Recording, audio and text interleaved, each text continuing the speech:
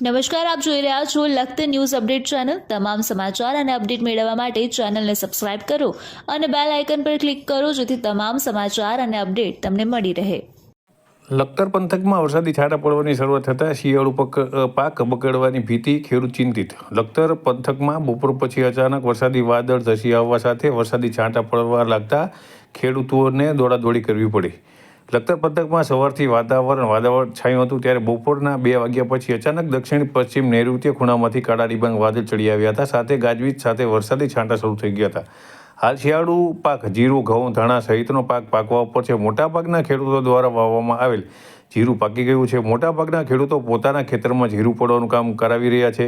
કમોસમી વરસાદની આગાહી હોવાથી ખેડૂતો છેલ્લા ઘણા દિવસથી પોતાના ખેતરમાં શક્ય હોય તેટલા વધારે ખેતમજૂર લઈ જઈ અને જીરુંનો પાક કમોસમી વરસાદથી બગડે તે પહેલાં ઉપાડી લેવા મહેનત કરી રહ્યા છે।